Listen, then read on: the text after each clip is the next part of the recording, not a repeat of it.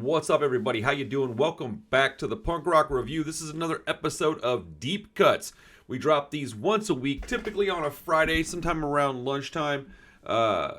We do 1, 2, 3, 4, 5, somewhere between 3 and 5 record reviews. I like 3. 3 is a good number. I've done 3 a couple times. I'm gonna stick with 3. I think sometimes I might do 2, sometimes I might do 4. It's 3 this week. So thank you for hanging out with me. I hope you're having a great week. I hope your life is doing well. We're in a rough time right now in our world and our country, so I hope that your day-to-day life is at least okay right now. If you want to help me and mine, go ahead, like the video, subscribe to the channel if you haven't done so. But otherwise, thank you for being here. I appreciate it. So, what's up, guys? So we just partnered up with Dead and Buried Inc. out of LA. So if you have a band or a small business, maybe an event coming up and you need merch, hit these dudes up. There's a link in the description. If you mention that you got there via the Punk Rock Review, you'll get 10% off of your first order. But it's super high quality screen printing, embroidery. They do shirts, hats, hoodies, skateboards, bags, whatever you want printed, they can handle it, all right? They're also a small business, and they're part of the punk rock community. They're my friends. So this is a partnership that's very important to me. If you need merch, hit these dudes up, check them out. You won't be disappointed, all right? Back to the video. 3 of the records we're going to talk about today, they're rather interesting. And pardon me, I'm going to look at my phone quite a bit because I wrote a bunch of notes down, so that's just kind of how we do things here. Look, if you want to sell records, hit me up. My record store is always buying. And if you want to support us any other way, there's links to Patreon and Bandcamp and Discogs all in the description. Sorry, I kind of have to do that at this point. This has become my full-time gig. So while I do appreciate that it's my full-time job, there is things that I have to do different than I didn't, have to do back in the day. So let's start talking about some records. Man, I freaking love doing this, man. I love it. I love hanging out and talking music. I love doing live streams, interviewing musicians.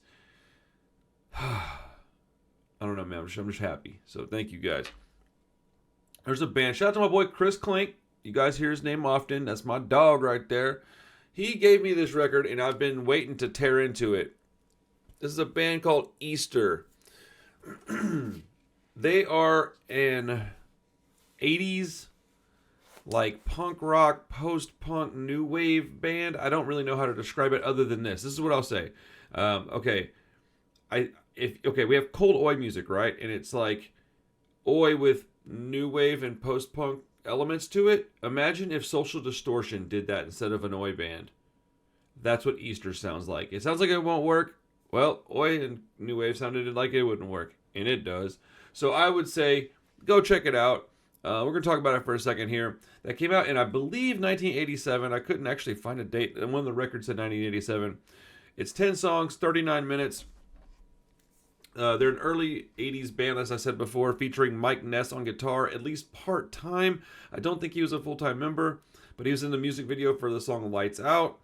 Not what you think, though. It's like, okay, yeah, I already basically said that just a minute ago. So, I put, it's actually really good. Not what you think. Sounds like a whole-ass John Hughes film. I stand by that.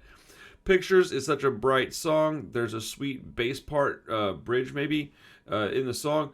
That's really awesome. It's a very dancey track. I think most of this album is very dancey, very upbeat. There's a couple of songs that are not like that, but overall this is a very, like, move your body. Like, I can't imagine being still to this if I was at it, like, seeing them play live.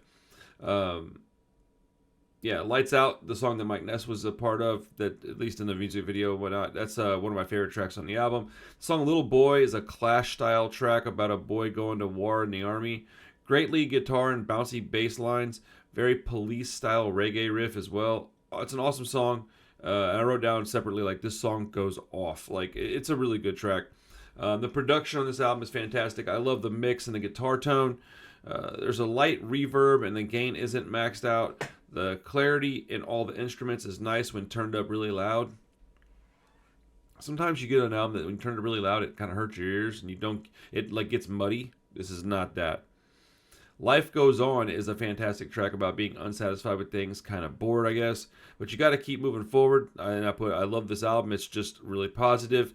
Latest Flame is a really good song as well. Excuse me. It's a bit faster with a super funky bass line and a great guitar solo. Talking about his dad's newest lady friend. 80s, man, those songs were wild, bro.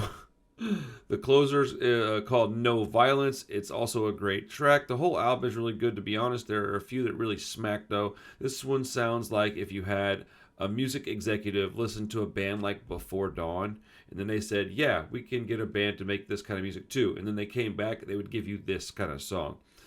While that is ridiculous, and I mean it, but I do mean it. While that is ridiculous, I do mean it. The song is still good, though. It's just like a polished version of a good death rock song. It's like simultaneously dark and brooding and bouncy. It shouldn't work, but it does. More great guitar work. This band is absolutely rad. So yeah, that's the notes that I wrote for Easter's self-titled album from 1987.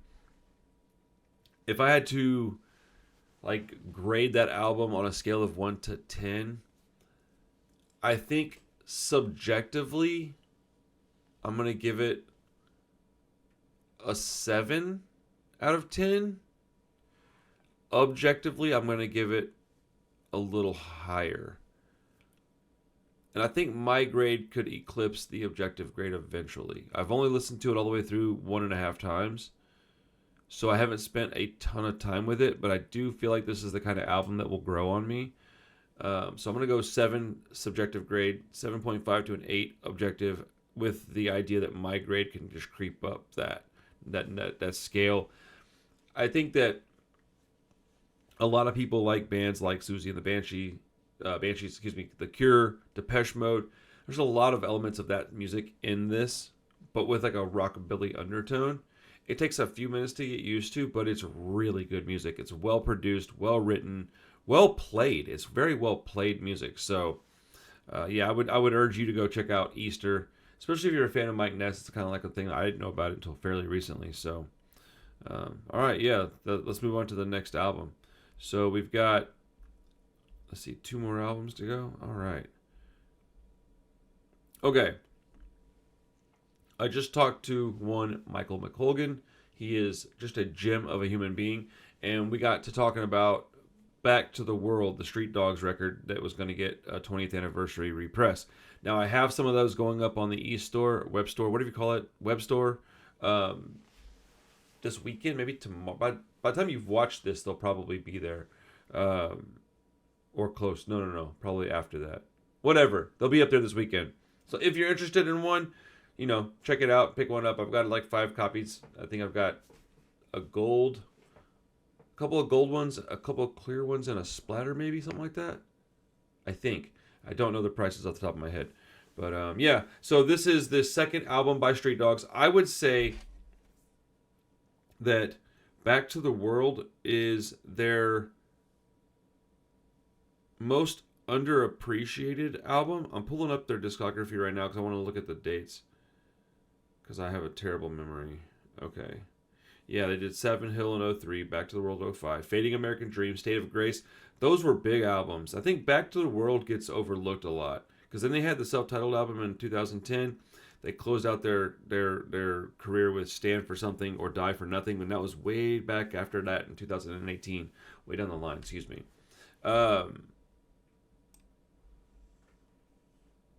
Yeah.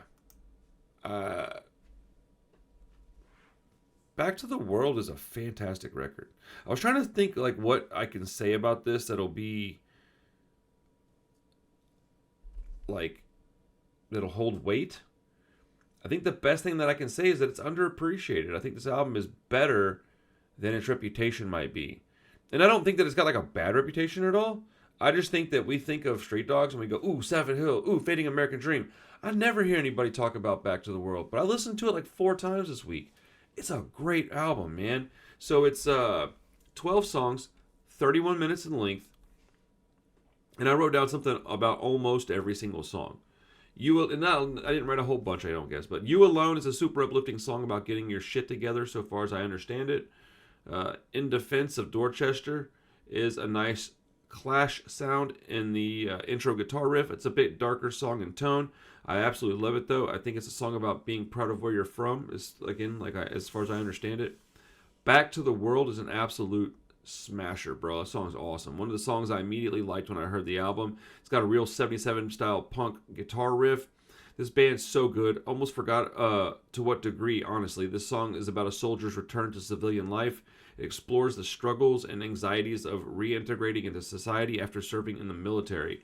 Lyrics reflecting a sense of disconnect and the difficulty of finding a place in the world. And I think it's an incredibly important song. I bet a lot of soldiers would hear this and like just be thankful it exists. Sometimes when you hear a song that like you feel like you're the only person that gets it. I've heard a lot of songs like that. Now, we all know that we're not the only person that gets it, right? But it's nice to know that somebody that you're listening to, somebody you enjoy, somebody you support, look up to, admire, whatever you want to call it, gets it. It's nice.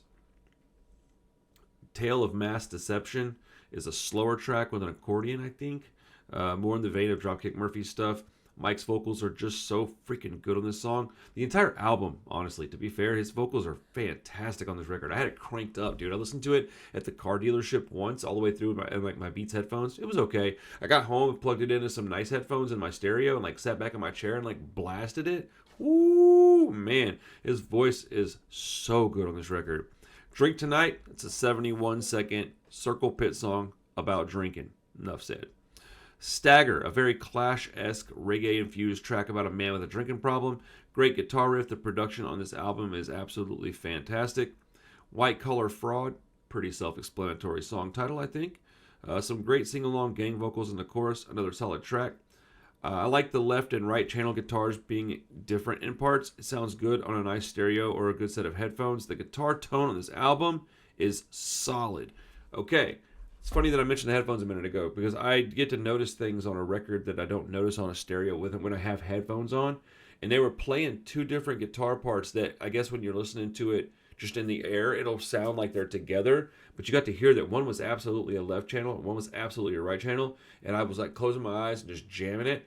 Dude, this record is so good. I can't believe I left my copy at the shop. I wanted to listen to it on vinyl.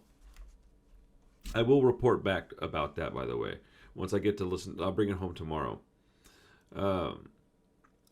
Let's see. Patrick is a song about a bright kid that had a lot of potential and threw it all away at the bar, lost his opportunities and such because he turned into a drunk. It's a story that's very familiar to most that are watching this, I'd imagine.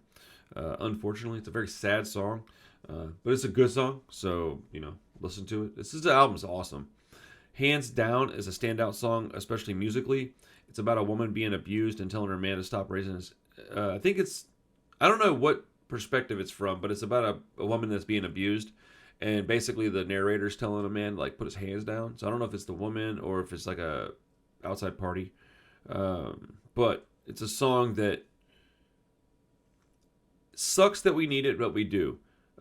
Exceptional message, great song. Dude, I don't know. This album, I think, is about to get a lot of play in my house. The album closes with the song Unions and the Law. It's an acoustic song about greed and wanting to be treated fairly. It's a pro-union song. It's a great way to close out this album. Lots of vocal melodies with other band members in this one. This song reminds me of just folk music a little bit more, but it's got a bigger sound than typical folk songs do. It's not just like one dude and acoustic guitar. It's a little bit bigger than that. But the production on this album is top notch. I like the artwork too. It's a little brighter. I don't know. There's like a optimism with the cover art on this album. I know it's just a picture of the band, but lots of times it's like blacks, grays, blues, greens, like these darker colors. But this is like yellow, orange, gold, tan. It's bright. It's fall. It's just, I don't know. It just feels good. It feels optimistic. I really like the artwork on this record. I love Street Dogs. I can't wait to see them at Punk Rock Bowling. All I'm saying is that this record deserves your attention. I will have copies up on the web store as soon as I can. If you're interested, I'm a small business. I'd appreciate the support. Regardless, go buy this record. Check it out. If you haven't heard it before, listen to it. It's a good album, man. See, on a scale of 1 to 10, I'm going to say objectively it's probably somewhere around like an 8 to an 8.2 because there's not a lot of like guitar solo work and stuff. There's like little bits of things in there that might be missing to some people. I think you could bring up the gang vocals, like add a little more sing-along stuff, maybe a little bit more like crazy bass lines. It's not really what they're about though. So people might look at it and go, well, it needs this stuff. I don't necessarily agree. I would like some extra stuff, I guess. I kind of always do, but I'm going to go a straight up 9 out of 10 subjectively. I think this album is damn near perfect. When I listen to it on vinyl, it might bump up a little bit. I think 9's a safe number. I don't want to go crazy here. I think this album deserves like an A grade. It's a really, really good album. Yeah, I'm gonna stick with 9 out of 10. I don't really give out 10s very often. There's very few albums that get a 10 from me. I think a 9 should make somebody real stoked, but I don't know. I'm not the writer of the songs. I would hope that they would hear this and think that was cool. I guess my opinion doesn't even really matter much. So what do they care? But I think it's a beautiful record. It's very well written, very well recorded. I like going back and diving into these albums and listening to it with the lyrics out. Sometimes these singers are saying stuff that you don't realize they're saying. Even on a singer that's got a real clear audible voice, sometimes they're saying stuff you don't realize they're saying something completely different. So there's a few lines out of this album that I thought were something that weren't, and it was kind of nice to get a refreshing. Get a nice. It's been a while, since I've listened to this album as much as I did this past week. So yeah, very, very nice release. Very good. The records are beautiful. The new press, they're awesome. I like clear records too. I think they look cool. I've got a clear platter that's like acrylic, and it looks really cool with like a clear record. And just I got lights in here. Just I can make it look pretty cool to me. Super subjective. Sometimes people just want black records. I totally understand that. I found out recently that if you're a DJ, you definitely want black records. It's easier to see the grooves, and that makes a lot of sense. All right, the third record on this episode of Deep Cuts is a brand new record. Dude, I'm thinking, not even thinking, I don't know why I said I'm thinking. I talked to Mr. Lenny Lashley. We're going to have him on the show pretty soon. Not sure exactly what day yet, but he did respond, said he would love to do it. That made me feel really good. So Lenny, if you see this, thank you, sir. I appreciate that. I'm very excited. We're going to talk about Lenny Lashley's Gang of One, new album, 9 songs, 30 minutes. It's called Pray for Death. A little bit dark on the title there, buddy. This album offers up a hearty slice of Americana pie. I'm telling you, bro, I hadn't listened to Gang of One in a little while, and I forgot how folky that stuff is. Because I've got both of his other 2 albums. One's called All Are Welcome, and then one's called, I can't remember what the other one's called, but they have very similar covers. Like the layout is very similar. You got like a border with the same font at the top, and then like an image. One's green, I think, and then one's like a gold color. I like them; they're pretty. But Lenny Lashley's Gang of One is one of the very first, I say probably the first 10 records that I ever had in stock in my shop was Lenny Lashley Gang of One. I can't even remember how I got them, but I think it was Revelation. I think I got them through Revelation, maybe. I don't remember. No. I got them from Mark Lind. Shout out Mark Lind and the Ducky Boys. Mark Lind and the Unloved. Shout out Mark Lind for being a rad dude and a very great musician. I got them from him. Because I was like, why would I don't think Rev even, they might. But now I remember he told me about it. He goes, you know Lenny Lashley? I said, I do. I don't know him personally, but I know who he is. He goes, you got to check this out. And he sent them to me like at a good price for my store, right? But they were one of the very first records I had in stock at my store. Isn't that cool? Anyways, let's talk about this new record. I'll offer up a little perspective as soon as I'm done here. It opens up with an organ-filled story of heartache called Dissatisfied. Completely relatable, whether we're talking to the man in the mirror or someone we're parting ways with. All right. Great song. I love the production on it. Not sure what it's called that he did with the vocals, but I like it. Oh, I need to go back and re-listen to it and see what I'm talking about there. Being from the South, a church organ is a sound very close to my heart. Fantastic start to an album. This next song is called Deeper Than the Night. Sounds more like something off the Pure Country soundtrack than an East Coast punk rock album. Slide guitar and more of the organ. I like it. My dad would love this. I'm a little surprised by the amount of Bruce Springsteen, Bob Dylan, John Mellencamp, and maybe Willie Nelson that I'm hearing in this. Wasn't expecting it, but I'm loving it. We'll get back to that in just a few minutes as well.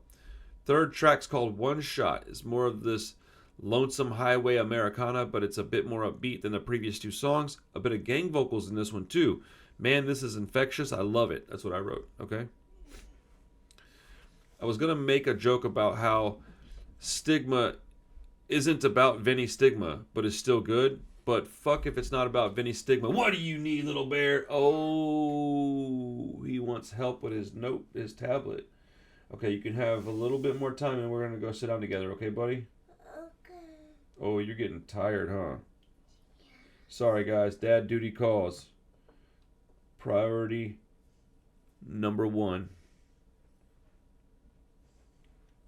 All right, Doodlebug. Y'all want to see this picture on his tablet? Check this out. It's me and him with bunny ears. Bro, how cool is that? And I was covering Daddy's eye. You were coloring my eye? Oh, you were covering my eye. It's okay. You look so cute. All right, Doodlebug. Here, let me finish this and we'll go watch a movie, okay? Okay. Here you go. Love you. Okay, so, sorry, the dude. Hey, man, you get the uncut version over here. I was going to make a joke about how the song Stigma isn't about Vinny Stigma, but it's still a good song. But fuck if it isn't about Vinny Stigma. It makes it an automatic win, in my opinion. Hell yes, this album is amazing so far. Plus, I love this organ being very present in the songs. It's like it's just like a part of the band, and I think that's great. There's some nice guitar work in this song as well, which is the only thing I thought was missing on the album, but it just popped up. But an Americana song about agnostic front is exactly what I needed today, and this absolutely rules. Working Class Hero starts off with some real impressive guitar playing, a very old school, the night the lights went out in Georgia type country feel. A bit of slide guitar and what I think is an accordion, a song we can all relate to right now with the way our country is going down the toilet. This album may reignite my interest in a genre I haven't cared for in 15 fucking years. Powerful. An incredible folk release. Mr. Breeze has some nice vocal melodies in it. Great storytelling on this record. This album is bringing out the feels in me, making me think of my dad a lot, which, I lost my dad at age 16. And so my kids never got to meet him. Oh, he never met my beautiful wife. He would have loved my wife. He'd love my kids, dude. I'm going to start crying talking about him, so I'm going to stop. But R.I.P. Pops, man. I moved in with him in November of 1998. And then January of 1999, he died. So I only got to live with him for like 2 months and change, bro. Whack, bro. Gone World has more of a bouncy sound to it. Feels like a train. I hear so many influence in this music. It's absolutely amazing. You ever heard of Matt Pless? Check that dude out. Not the same at all, but just reminds me of him for some reason. That group Saw Wheel out of Austin. Very eclectic sound here. I'm very impressed. I've been a fan of Lenny for a long time. But with all respect, this may be the best thing he's ever released. Especially under this moniker. It's very, very good. Devil Behind the Wheel is another banger. I think this would do incredibly well in Austin or Nashville. The South would eat this shit up. There's some freaking horns in this song. Wow, it just keeps getting better and better. This album blew me away. Lenny slows it down with Hate Anymore, a genuine country western breakup song. Also sounds a bit Irish. It's like Flogging Willie. All right, man. So I talked about this one last because, well, it's a new album, and this is a Deep Cuts record review, so I like to go old school typically with this. But I think that Lenny Lashley needs more attention with what he's doing with this project. I'm in love with this record. I'm going to order a copy of it as soon as I get done talking, actually. I can't believe I haven't already ordered a copy on vinyl. But I want it. I want to own it. I want to have it. I'm going to listen to it a lot this weekend. This album is good, dude. Great album. Maybe it's recency bias. I don't know, man. But the production on this album is so good. His singing is some of the best I've ever heard him do. I don't do 10s very much. I'm not going to go 10, but I'm going to go 9.75 out of 10. But I think it deserves a 10. You know, the sun can change into a black hole. The sun can change into a black hole? Yes. That's terrifying. All right. Can you close your black hole for a minute? Anyways, I think this deserves a 10, man. This is gonna be on my top albums of the year list for sure. Like, the last time I felt like this from an artist that I already knew, and I got a new record from them and was like, oh my goodness. Actually, it's happened a couple times in the last year, which is a good thing. But Slugger's last album I felt like this. Dude, we've had a bunch of good releases in the last few years. Lion's Law this year is a great record too. Obviously, Bullshit Detector and Empire Down. I mean, obviously, right? Come on. Yeah, dude. Oh man, I'm struggling with what to do. I'm just gonna say 9.75 to be like not a douche about it. But man, I love this album. I can't wait to get it on vinyl and spin it. I can't wait to ask Lenny about it. I'm excited, man. This is good music. Please go listen to this. Please do me a favor. Go listen to this record. Please go listen to this album. Like, it's so good. If you like anything that's got like